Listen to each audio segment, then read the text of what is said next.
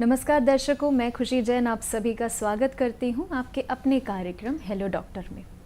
कार्यक्रम के माध्यम से हम आप तक स्वास्थ्य संबंधित जानकारियों को लेकर उपस्थित होते हैं।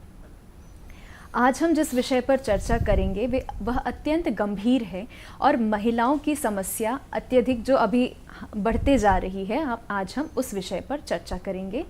आज की हमारी चर्चा का विषय है गर्भाशय व स्तन कैंसर, लक्षण व इलाज।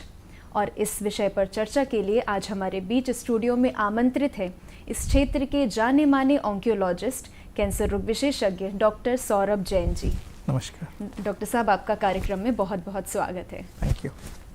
दर्शकों, यदि आपको हमारे एक्सपर्ट से किसी भी प्रकार का प्रश्न है तो आप हमारे टोल फ्री नंबर पर कॉल कर सकते हैं। हमारा टोल फ्री नंबर है 1800-233-9418। मैं दोबारा दोहराती हूँ, 1800-233-9418। आप इस पर कॉल करके हमारे डॉक्टर साहब से सीधा बात कर सकते हैं। डॉक्टर साहब, जैसे कि अभी बहुत सारी जो महिलाएं हैं वह गर्भाशय और स्तन कैंसर के प्रॉब्लम से वो जूझ रही हैं, तो सबसे पहले हम आपसे पूछना चाहते हैं कि स्तन कैंसर क्या होता है और क्यों होता है? तो कैंसर का मतलब होता है कि जो हमारे अंदर सेल्स होते हैं, कोशिकाएं होती हैं, उनका जो विभाजन है, जो डिवीज़न है, वो बहुत ही तेज़ गति से हो रहा है।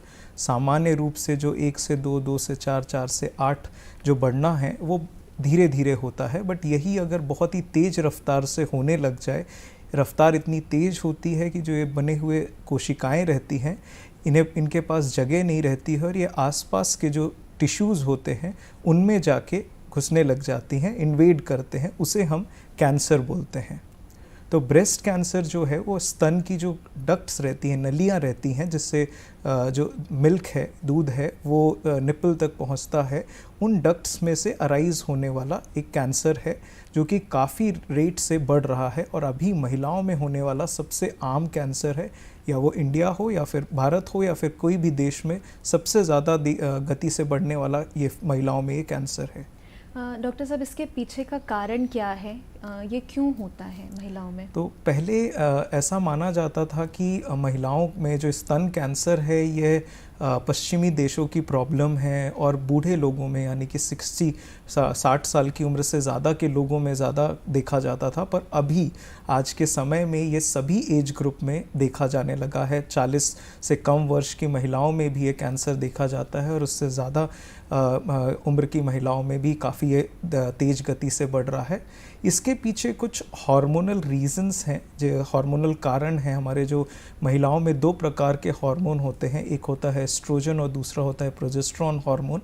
तो जो एस्ट्रोजन हार्मोन होता है वह महिलाओं का जो मासिक धर्म स्टार्ट होने में चालू होता है और मासिक धर्म खत्म होने तक रहता है। तो जिन महिलाओं को जल्दी मासिक धर्म स्टार्ट होता है 10 साल की उम्र से कम या फिर लेट तक चलता है, 55 साल से ज़्यादा की उम्र तक अगर वो कंटिन्यू रहता है, या जिन महिलाओं को प्रेगनेंसी लेट होती है, तो प्रेगनेंसी ना होने के कारण ये हार्मोन का स्तर बढ़ जाता है। तो जिन महिलाओं में लेट प्रेगनेंसी है, 35 वर्ष की उम्र से ज़्यादा, या फिर जिन महिलाओं को प्रेगनेंसी नहीं हुआ, उनमें ये हार्मोन बढ़ के उसमें भी ये ब्रेस्ट कैंसर का रिस्क बढ़ाता है। इसके अलावा कुछ और जिन महिलाओं में, जिनके फैमिली में उनकी मदर, उनके सिस्टर या फिर किसी और फैमिली मेम्बर को ब्रेस्ट स्तन यानी स्तन कैंसर या फिर अंडाशय यानी कि ओवरी का कैंसर रहता है, उनमें भी ये कैंसर होने का रिस्क बढ़ जाता है। जी जी डॉक्टर साहब, हमारे साथ एक कॉलर जुड़ चुके हैं। जी, हेलो। हेलो जी नमस्कार। इंदर सिंह बिट्टू बोल रहा हूँ। कृपया डॉक्टर साहब से अपना प्रश्न पूछिए। डॉक्टर साहब, मेरा प्रश्न ये है, जो स्तन है, ये महिलाओं को कितनी उम्र में होता है, क्या ये बच्चियों को भी होता है? इसके लक्षण क्या है? इसके बचने के क्या क्या उपाय? कृपया इसकी जानकारी देवें। जी जी। तो ये बच्चियों में नहीं होता है स्तन कैंसर। स्तन कैंसर जनरली हम ऐसा मानते हैं कि 40 साल से उम्र के है। आजकल इस समय में हम 30 से 40 वर्ष की महिलाओं में भी ये कैंसर देख रहे हैं। बच्चियों में कुछ अलग टाइप का ट्यूमर होता है जिसे हम फाइलोइड्स ट्यूमर बोलते हैं, बट स्तन कैंसर जो ब्रेस्ट कैंसर जो होता है वह बच्चियों में नहीं होता है। बाकी इसके कैसे बचना है ये सब हम आगे डिस्कस करने वाले हैं। जी, तो डॉक्टर साहब, जैसे कि ये जो स्तन कैंसर है, ब्रेस्ट कैंसर हो, इसे कैसे पहचाना जा सकता है कि कोई महिला स्तन कैंसर से पीड़ित है, या जो शुरुआती लक्षण है वो उसे कैसे पहचान सकती है? तो सबसे महत्वपूर्ण लक्षण जो है वो ब्रेस्ट के अंदर होने वाली गठान है। तो कोई भी गठान अगर स्तन में हो रही है तो उसे कभी भी नज़रअंदाज नहीं करना है, उसे किसी न किसी एक्सपर्ट को दिखाना है। अगर हम गठान की भी बात करें तो जो गठान थोड़े हार्ड हो गई हैं, कठोर रूप में हैं, आमतौर पर महिलाओं का ऐसा मानना होता है कि उसमें दर्द नहीं होता है तो वो कैंसर की गठान नहीं हो सकती है। बट शुरुआती दौर पर स्तन कैंसर की जो गठानें होती हैं वो पूरी तरीके से दर्द रहित होती हैं। तो दर्द नहीं है, इसको नज़रअंदाज नहीं करना है, उसे तुरंत किसी न किसी एक्सपर्ट को दिखाना है। इसके अलावा अगर निप्पल से किसी भी प्रकार का कोई स्त्राव हो रहा है, लाल रंग का ब्लड आ रहा है या ऐसे कोई स्त्राव हो रहा है, ये भी कैंसर का लक्षण हो सकता है। इसके अलावा स्तन की जो त्वचा रहती है उसके अंदर कुछ चेंजेस, या तो गड्ढा पड़ रहा है या फिर वहाँ पे कोई लालपन आ रहा है या फिर कुछ और बदलाव अगर देखने को मिल रहे हैं, तो यह सब स्तन कैंसर के लक्षण हो सकते हैं। इसके अलावा हाथ के नीचे आर्मपिट, जिसे हम काखरी बोलते हैं, वहाँ पे अगर कोई गठान है तो वो भी स्तन कैंसर का एक लक्षण हो सकता है। तो इन सब में से कोई भी अगर लक्षण आपको नज़र आता है तो तुरंत किसी न किसी एक्सपर्ट को दिखाना बहुत ज़रूरी है। जी, तो डॉक्टर साहब, इससे कैसे बचाया जा सकता है? इसके क्या क्या ट्रीटमेंट्स हैं?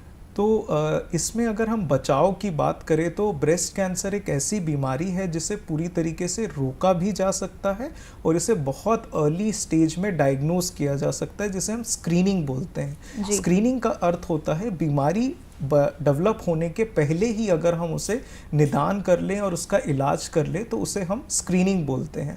तो ब्रेस्ट कैंसर एक ऐसा कैंसर है जिसमें स्क्रीनिंग बहुत अच्छी तरीके से उपलब्ध है और हमें पता है कि ये बहुत इफ़ेक्टिव होता है। तो उसमें सबसे पहला और सबसे इम्पॉर्टेंट चीज़ है स्तन का स्व परीक्षण करना। तो जो भी महिलाएं 18 वर्ष से ऊपर की हैं उन्हें कोई भी अंदर अपने स्तन में हर महीने उसे चेक करना है, नहाते वक्त या जब भी समय मिल सकता है तो उसे 5 मिनट समय देके चेक करके देखना है कि वहाँ पे कोई गठान तो नहीं हो रही है, या कोई रेडनेस या लालपन तो नहीं आ रहा है, या फिर कोई निप्पल से कोई डिस्चार्ज तो नहीं आ रहा है। अगर ऐसा कुछ भी रहता है तो इमीडिएटली किसी एक एक्सपर्ट को दिखाना है। ये होता है उसका पहला तरीका। ये सबसे इफ़ेक्टिव है क्योंकि अगर हम इसी स्टेज पे, बहुत छोटी गठान के स्टेज में ही अगर हम उसे दिखा दें तो बहुत अच्छे चांसेस हैं कि हम उसे पूरी तरीके से ठीक कर सकते हैं। दूसरा होता है क्लिनिकल ब्रेस्ट एग्जामिनेशन, यानी कि एक्सपर्ट के द्वारा एग्जामिनेशन, परीक्षण करवाना, जो कि 30 वर्ष की उम्र के बाद में चालू किया जाता है और साल में एक बार उसे किसी भी एक्सपर्ट को दिखा के, या लेडीज़ डॉक्टर हैं या फिर किसी भी कैंसर एक्सपर्ट को दिखा के स्क्रीनिंग एग्जामिनेशन कराना। और तीसरा यानी कि सबसे इम्पॉर्टेंट, जिसे हम मैमोग्राफी यानी कि x ray of the breast. Doctor साहब, क्षमा चाहूँगी मैं, हमारे साथ एक और कॉलर जुड़ चुके हैं। हेलो। नमस्कार, कृपया अपना नाम बताइए और आप कहाँ से बोल रहे हैं?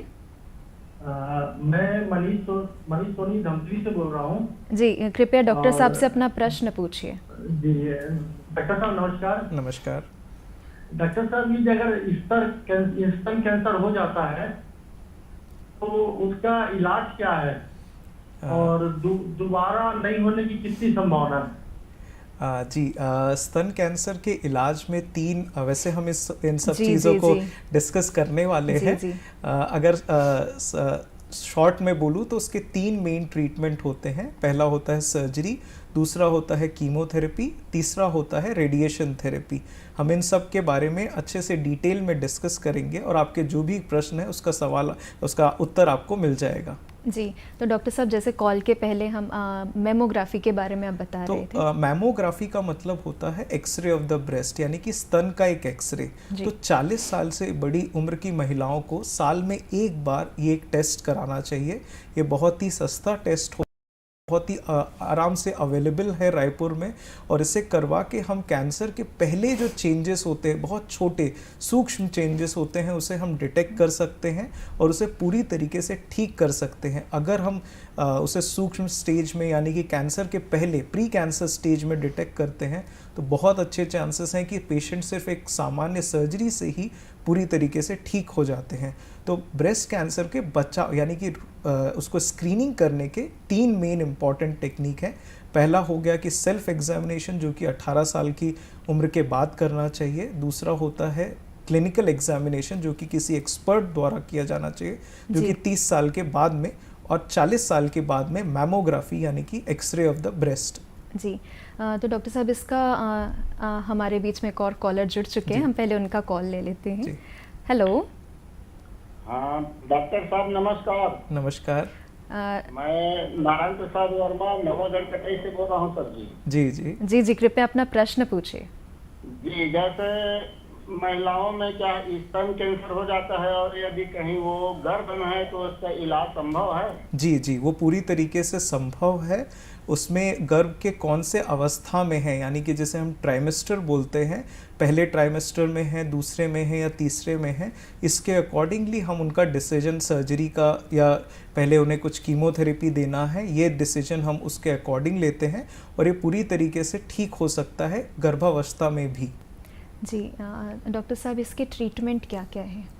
तो ब्रेस्ट कैंसर का ट्रीटमेंट जो है वो स्टेज वाइज डिपेंड करता है कि वो कौन से स्टेज हैं। किसी भी कैंसर के 4 स्टेज होते हैं। पहले और दूसरे स्टेज को हम अर्ली स्टेज बोलते हैं, और तीसरे और चौथे स्टेज को हम लोग एडवांस स्टेज बोलते हैं। तो जो पहले 3 स्टेजेस होते हैं उसमें कहीं ना कहीं सर्जरी का बहुत इम्पॉर्टेंट रोल होता है। अगर गठान छोटी होती है तो उसका मुख्य ट्रीटमेंट होता है सर्जरी, और सर्जरी में ऐसा लोगों को लगता है कि अगर ब्रेस्ट कैंसर यानी कि स्तन कैंसर है तो पूरा ब्रेस्ट निकालने की ज़रूरत पड़ेगी, बट ऐसा बिल्कुल भी नहीं है। अगर गठान छोटी है तो हम ब्रेस्ट को बचाकर ऑपरेशन कर सकते हैं, जिसे हम ब्रेस्ट कंजर्वेशन सर्जरी यानी कि स्तन संरक्षण सर्जरी बोलते हैं, जिसमें ब्रेस्ट को गठान को 1 सेंटीमीटर मार्जिन के साथ में निकाला जाता है और आसपास के जो लिम्फ नोड्स हैं उसे क्लियर कर दिया जाता है। इसमें पूरे ब्रेस्ट को निकालने की आवश्यकता नहीं होती है। इसके बाद हम उस रिपोर्ट को देख के डिसाइड करते हैं कि मरीज को आगे कुछ ट्रीटमेंट की ज़रूरत है कि नहीं। तो ट्रीटमेंट मेनली 3 अलग अलग तरीके से हो सकता है। पहला होता है कीमोथेरेपी यानी कि इंजेक्शन से जिसे बोलते हैं, दूसरा होता है रेडिएशन थेरेपी यानी कि सिकाई, और तीसरा हार्मोनल थेरेपी यानी कि गोलियाँ। तो जो कीमोथेरेपी है, जब कि गठान बड़ी हो में कुछ हमने हार्मोन की बात की थी, एस्ट्रोजन और प्रोजेस्टेरोन रिसेप्टर, अगर वो नहीं है तो फिर हमें कीमोथेरेपी की ज़रूरत पड़ती है। सिकाई की ज़रूरत हमें तब पड़ती है जब हमने ब्रेस्ट को बचाकर ऑपरेशन किया है, यानी कि ब्रेस्ट कंजर्वेशन सर्जरी की है, या फिर गठान काफ़ी ज़्यादा बड़ी हो गई है, या फिर आसपास के जो लिम्फ नोड्स होते हैं उसमें अगर इन्वॉल्व किया है तो। और तीसरा होता है हार्मोनल थेरेपी, जिसमें हम जो हम गठान निकालते हैं उसे टेस्टिंग के लिए भेजते हैं। उसमें हम ये जज करते हैं कि उसमें कुछ रिसेप्टर्स पॉजिटिव हैं कि नहीं है। जैसे अगर एस्ट्रोजन रिसेप्टर अगर पॉजिटिव हैं तो ऐसे में मरीज को कुछ गोलियों को लेने की सलाह दी जाती है 5 से 10 साल तक, जिससे कैंसर के वापस आने का खतरा काफ़ी कम हो जाता है। तो ये सूक्ष्म रूप में ब्रेस्ट कैंसर का इस तरीके से इलाज करते हैं। तो जो चौथा स्टेज का जो कैंसर होता है उसमें मेनली इलाज जो है वो कीमोथेरेपी या फिर हार्मोनल थेरेपी से किया जाता है। तो डॉक्टर साहब, क्या ये ट्रीटमेंट के बाद भी क्या ये जो कैंसरस जो टिश्यूज़ होते हैं, जो लम्प्स होते हैं, क्या वो वापस आ सकते हैं? जी, ये बात हमें बहुत ध्यान रखना है कि कोई भी कैंसर, शरीर में होने वाला कोई भी कैंसर वापस आ सकता है, चाहे वो फर्स्ट स्टेज का हो। तो ऐसा नहीं है कि आपका ट्रीटमेंट ख़त्म हो गया है, आप भी आपके डॉक्टर साहब हैं उनसे फॉलोअप छोड़ दें। तो इसमें रेगुलर फॉलोअप रखना बहुत ज़रूरी है। कैंसर के वापस आने का खतरा कितना रहेगा वो डिपेंड करता है कि वो कौन से स्टेज में बीमारी देखी गई है और उसमें किस तरह के रिसेप्टर्स आए हैं। तो जो अर्ली स्टेज की बीमारी है यानी कि स्टेज 1 की बीमारी और ख़ासकर जिनमें रिसेप्टर्स पॉजिटिव होते हैं, ऐसे में मरीज को बहुत लंबे टाइम तक डिजीज़ फ्री यानी कि पूरी तरीके से ठीक रखा जा सकता है। जैसे जैसे स्टेज बढ़ता है वैसे वैसे बीमारी वापस आने का खतरा बढ़ता है। हम ऐसे में मरीज को पहले 2 साल 3-3 महीने में रेगुलर चेक करवाने के लिए बोलते हैं और जैसे अंतराल बढ़ते जाता है यानी कि 2 साल के बाद में उसे 6 महीने और फिर 5 साल के बाद में 1 साल में एक बार मरीज को दिखाने के लिए बोलते हैं, जिसमें हम कुछ जांच करके ये कंफर्म करते हैं कि बीमारी पूरी तरीके से ठीक है। तो डॉक्टर साहब, क्या ये जो ब्रेस्ट कैंसर है क्या ये वंशानुगत भी होता है? जी, ब्रेस्ट कैंसर बॉडी में एक ऐसा कैंसर है जो कि मदर से या वंशानुगत हो सकता है, हेरिडिटरी हो सकता है जी। अगर ऐसा ज़रूरी नहीं है कि आपको होगा ही होगा, बट जिन परिवार में जैसे कि अगर किसी महिला के सिस्टर को या फिर मदर को अगर ये कैंसर हुआ है तो फिर इसमें उन्हें कैंसर होने का खतरा बढ़ता है। ऐसे में हम मरीज को एक जेनेटिक टेस्ट यानी कि कुछ टेस्ट करने के लिए बोलते हैं, जिसमें हम एक जो म्यूटेशन होता है BRCA का म्यूटेशन होता है उसे टेस्ट करने के लिए बोलते हैं। पहले हमें ये मरीज में टेस्ट करके देखना है जो ऑलरेडी पीड़ित हैं। अगर वो इससे पॉजिटिव हैं तो उनके जो सिस्टर हैं और उनके जो बच्चियां हैं उनको ये चेक करके देखना बहुत ज़रूरी है कि उन्हें भी ये कैंसर तो होने की संभावना तो नहीं है। जी। और जैसा कि आजकल का खान पान है जंक फूड और फास्ट फूड, एल्कोहल का इंटेक या धूम्रपान का, तो क्या उसके कारण भी स्तन कैंसर होने के क्या चांसेस बढ़ जाते हैं? जी, तो स्तन कैंसर में हार्मोनल फैक्टर्स के अलावा ये एक बहुत इम्पॉर्टेंट फैक्टर है।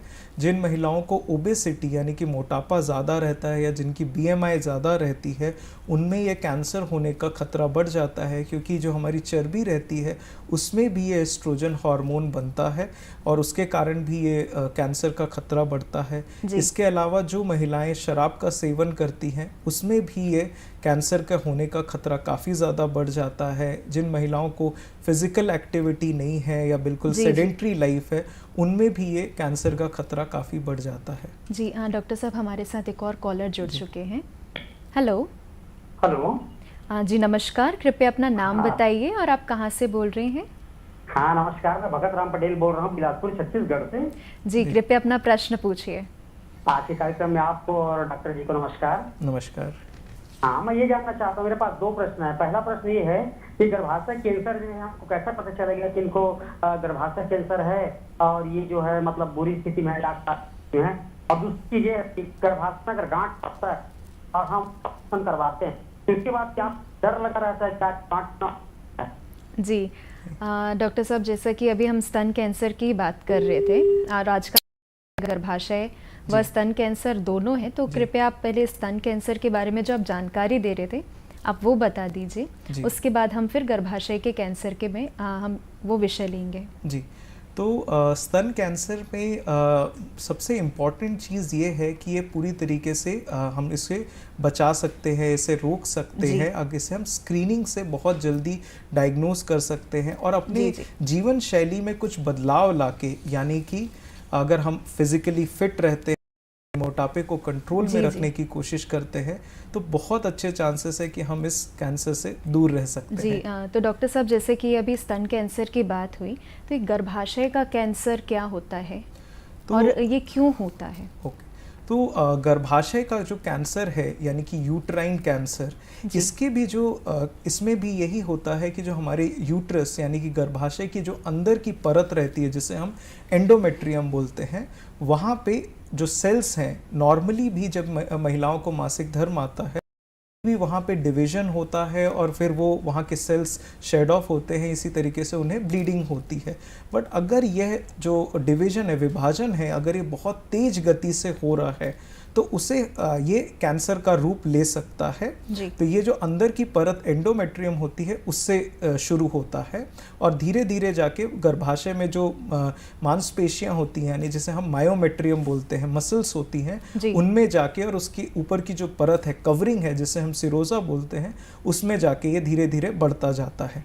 और इसके जो रिस्क फैक्टर यानी कि जोखिम कारक हैं वो बहुत करके ब्रेस्ट कैंसर से रिलेटेड ही हैं। इसमें भी जो हार्मोन एस्ट्रोजन नाम का हार्मोन है, चालू होने के पहले, चालू होने पर बॉडी में होता है और जब तक मासिक धर्म चलता रहता है तब तक ये हार्मोन कंटिन्यू रहता है। और जिस प्रकार जैसे मोटापा हो गया, बाकी जो फिजिकली फिट नहीं है, जो सेडेंट्री लाइफस्टाइल है, उन लोगों में ये हार्मोन का प्रोडक्शन भी ज़्यादा होता है और उन्हीं के अंदर ये यूट्राइन कैंसर यानी कि गर्भाशय के कैंसर के होने की खतरे बढ़ जाते हैं।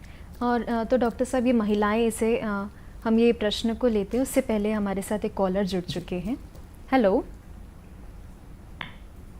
हेलो हेलो जी, नमस्कार। कृपया अपना नाम बताइए और आप कहाँ से बोल रहे हैं? मैं ग्राम कुटेला से बोल रही हूँ। मेरा नाम मंजीत लहरे है जी। कृपया डॉक्टर साहब से अपना प्रश्न पूछिए।